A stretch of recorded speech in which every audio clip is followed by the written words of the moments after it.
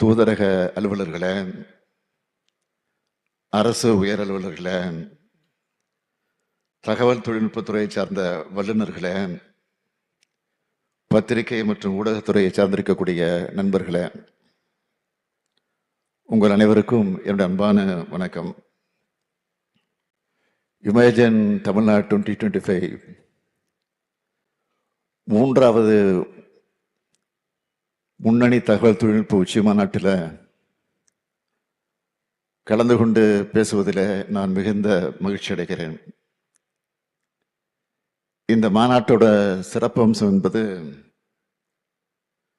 இது தொழில்துறை சார்ந்த கல்வியாளர்கள்,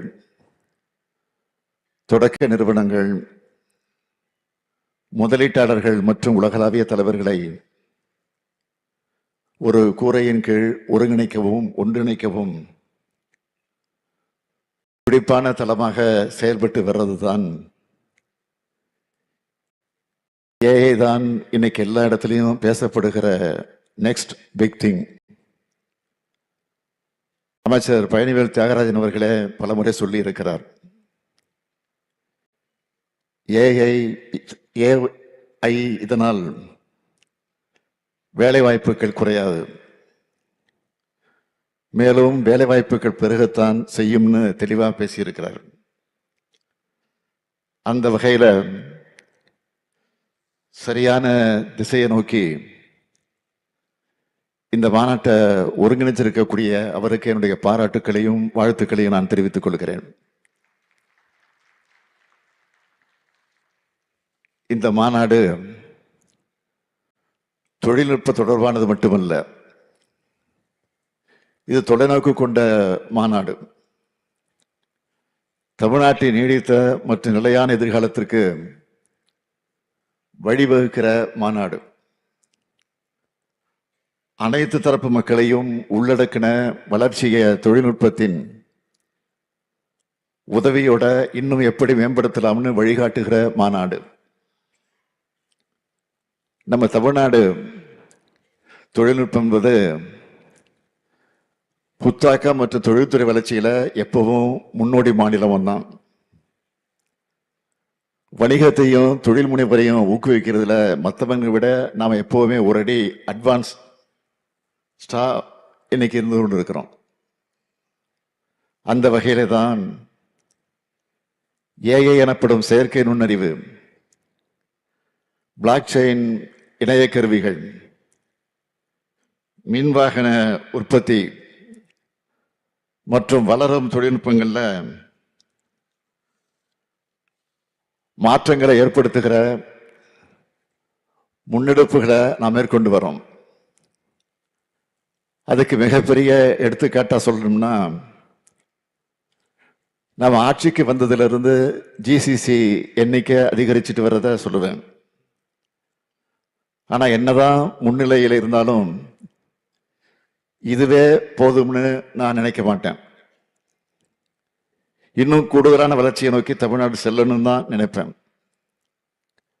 அதை சரியா புரிஞ்சுக்கிட்டு நம்முடைய பிடிஆர் அவர்கள் இந்த மாநாட்டை ஏற்பாடு செஞ்சிருக்கிறார். 1999ஆம் ஆண்டு முத்தமிழறிஞர் தலைவர் கலைஞர் அவர்கள் சென்னையில டைடல் பூங்காவை உருவாக்கினார். இன்னைக்கு நாம அடுத்த கட்டத்துக்கு போயிட்டு இருக்கிறோம். கோவை, சேலம், மதுரை, திருச்சி, ஓசூர், திருநெல்வேலி, வேலூர், விழுப்புரம், தூத்துக்குடின்னு 2ஆம் கட்ட 3ஆம் கட்ட நகரங்களில் கூட எல்காட் தொழில்நுட்ப பூங்காக்களும் சிறு தொழில்நுட்ப பூங்காக்களும் நிறுவப்பட்டிருக்கு. இதுக்கு காரணம் என்ன? வளர்ச்சி நகரத்துல மட்டும் குவியக்கூடாது. உண்மையான வளர்ச்சின்னா அது சமச்சீரானதா, பரந்துபட்டதா இருக்கணும். இதனாலதான் சென்னை மட்டும் இல்லாம மற்ற நகரங்களை சுத்தி இருக்க இளைஞர்களுக்கும் அவங்க பகுதிகளிலேயே வேலை வாய்ப்புகளை மாபெரும் உந்து சக்தியை நாம உருவாக்கி கொடுத்துட்டு வரோம். இந்த வரிசையில ஏஐக்காக கோவையில பப்ளிக் பிரைவேட் பார்ட்னர்ஷிப், அந்த முறையில 2 மில்லியன் சதுரடியில தகவல் தொழில்நுட்ப வெளியே நிறுவ போறோம். அது மட்டுமல்ல, தமிழ்நாடு முழுவதும் இருக்கக்கூடிய 900க்கும் மேற்பட்ட புத்தொழில் நிறுவனங்கள் பயனடையக்கூடிய வகையில் நம்ம அரசு செயல்பட்டு வருது. 2000க்கும் மேற்பட்ட தொழில் முனைவோர்களுக்கு வழிகாட்டியாக இருக்கிறோம். இதுக்கான தொழில்நுட்ப கொள்கை ஒன்றை உருவாக்க போறோம்னு ஏற்கனவே அறிவிச்சிருக்கிறோம். அதுவும் விரைவில் வெளியிடப்படும். ஐடி துறை வளர மனித வளங்கள் மிக முக்கியம். அதுக்காகத்தான் என்னுடைய கனவு திட்டமான நான் முதல்வன் திட்டத்தை உருவாக்கினேன். வேறு மாநிலத்திலிருந்து இங்க இருக்க பலரும் அதை பத்தி கேள்விப்பட்டிருக்கலாம். தமிழ்நாட்டு இளைஞர்களுக்கு சாஃப்ட் ஸ்கில்ஸ், தொழில் சார்ந்த திறன்களை அளிக்கிறதுல அந்த திட்டம் பெரும் வெற்றி பெற்றிருக்கு.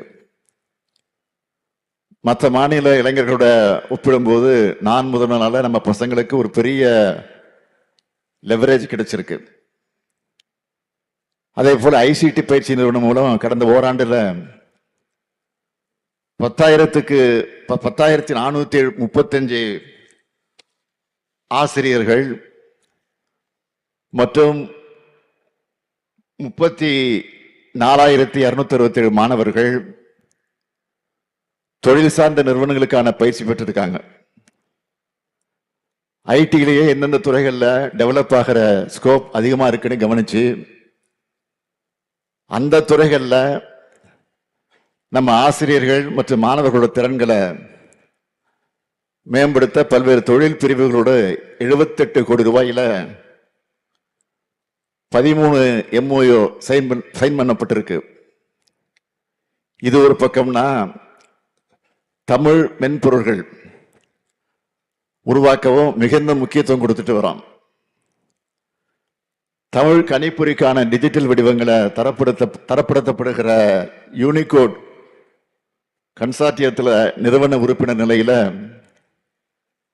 தமிழ்நாடு அரசு என்பது பிரதிநிதியா இன்றைக்கு தமிழ் இணைய கல்விக் கழகம் விளங்குது. இன்டர்நெட்ல தமிழ் மொழி குறித்த பொருண்மைகளை மேம்படுத்த உதவணும்னு பிழை திருத்தி, கிராம அனலைசர், உரை திருத்தி போன்ற நிறைய மென்பொருள்களை தமிழ் இணைய கல்விக் கழகம் உருவாக்கி இருக்கு. தமிழ் பொருண்மைகள் அடிப்படையில் ஏஐ தொடர்பான முயற்சிகளுக்கு NLP கருவிகளும் உருவாக்கப்பட்டு வருது. இதெல்லாம் பண்ணா மட்டும் போதுமா? இல்ல. அதனாலதான் சைபர் செக்யூரிட்டிக்கும் முக்கியத்துவம் கொடுக்கிறோம். இதுக்காக 2024ஆம் ஆண்டுல சைபர் செக்யூரிட்டி பாலிசி 2.0 வெளியிட்டோம். MSME-க்கான சைபர் செக்யூரிட்டி தொழில்நுட்ப உதவி பிரிவையும் ஏற்படுத்துவோம். அனைத்து மாவட்டங்களையும் மின் ஆளுமையை மேம்படுத்தவும், பொதுமக்களுக்கு சேவைகளை வழங்கவும் தகவல் தொழில்நுட்பம் திறம்பட பயன்படுத்தப்படுது. அரசோட அனைத்து சேவைகளும் ஆன்லைன்ல வழங்கப்படணும். மக்களின் நேரமும் அலைச்சலும் மிச்சமாகணும். நம்ம அந்த நோக்கத்தோடு தான் நம்ம திராவிட மாடல் அரசு சேவை மையங்களோட அமைப்பு முறையை வலுப்படுத்தி இருக்கு. 2021ஆம் ஆண்டுல 14,927 இருந்த சேவைகள் மையங்கள் 2024ஆம் ஆண்டு முடிவில் 33,554 என்ற அளவுக்கு 2 மடங்குக்கு மேல உயர்ந்திருக்கு. இன்னைக்கு நாம கலைஞர் மகளிர் உரிமை திட்டம், புதுமை பெண், தமிழ் புதல்வன் திட்டங்கள், இது போன்ற திட்டங்களை தொடங்கி மாசம் மாசம் கோடிக்கணக்கான மக்களுக்கு நேரடியாக வங்கி கணக்கில் பணத்தை போடுறோம்னா அதுக்கும் இந்த டேட்டாவும் தொழில்நுட்பமும் தான் காரணம். அப்படித்தான் 1,28,00,000 பயனாளிகளுக்கு இதுவரை மொத்தம் 13,522 கோடி ரூபாய் வழங்கப்பட்டிருக்கு. எது இல்லைனாலும் பரவாயில்ல, இன்டர்நெட் எல்லா இடத்துலையும் இருக்கணும் என்கிற நிலையை உருவாக்கிடுச்சு. அதுக்காகத்தான் சென்னையில் இருக்க கடற்கரைகள், பேருந்து முனையங்கள், பூங்காக்கள் போன்ற பொது இடங்கள்ல பொதுமக்கள் இணைய வசதியை எளிதாக பயன்படுத்த 1204 இலவச ஒய்ஃபை பாயிண்ட்ஸ் நிறுவி இருக்கிறோம். தமிழ்நாட்டில் இருக்க அனைத்து தகவல் தொழில்நுட்ப நிறுவனங்களுக்கும் ஒத்துழைப்பு மற்றும் உதவிகளை வழங்க சிறப்பு உதவி மையம் ஒன்ற எல்காட் நிறுவ இருக்கு. இப்ப நான் பட்டியலிட்ட இந்த எல்லா பணிகளையும் ஆர்வத்தோட ஒரு பெரும் கனவோட முறைப்படுத்தி செயல்படுத்திட்டு வரார் நம்முடைய தகவல் தொழில்நுட்பத்துறை அமைச்சர் PTR தியாகராஜன் அவர்கள். இந்த பணிகள் எல்லாம் தொய்வில்லாமல் தொடரணும்னு தான் இந்த மாநாட்டை உரிய காலத்தில் அவர் ஏற்பாடு செஞ்சிருக்கிறார். இது டிஜிட்டல் யுகம். இனி மக்களுடைய எல்லா பயன்பாடுமே டிஜிட்டல் வழியாகத்தான் இருக்கும். இந்த பயன்பாடு சிம்பிளா எல்லாரும் பயன்படுத்தக்கூடியதா இருக்கணும். அதே நேரத்தில் முறைகேடுகள் செய்ய நினைக்கிறவங்களை தடுக்கிற அளவுக்கு பாதுகாப்பு அம்சங்களும் இருக்கணும். டிஜிட்டல் தொழில்நுட்பம் பரவுற அதே வேகத்தில் டிஜிட்டல் குற்றங்களும் பரவி வருது. அவை தடுக்கப்படணும். அதற்கேற்ப தொழில்நுட்பங்கள் வடிவமைக்கப்படணும், வலுப்படுத்தப்படணும். ஐடி மற்றும் புதுமைக்கான அடுத்த யுகத்தை நோக்கி வளமான வாய்ப்புகளை கண்டறியவும், அறிவார்ந்த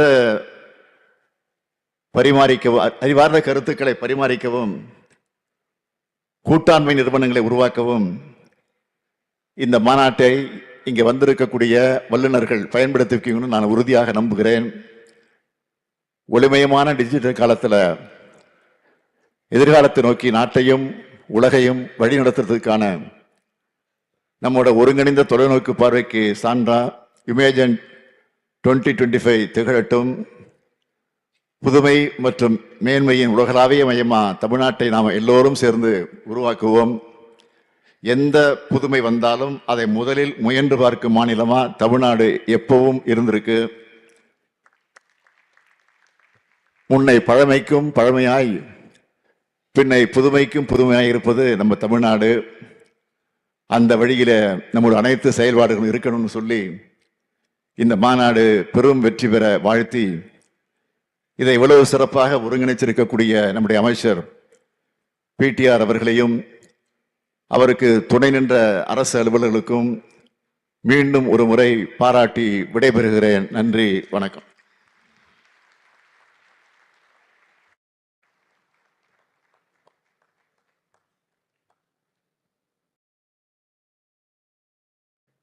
Thank you, Honorable Chief Minister, for your inspiring address that has filled us with renewed sense of purpose and pride. To conclude this inaugural session, may I now invite Mr. Kumar Jayant, IAS, Additional Chief Secretary, Information Technology and Digital Services.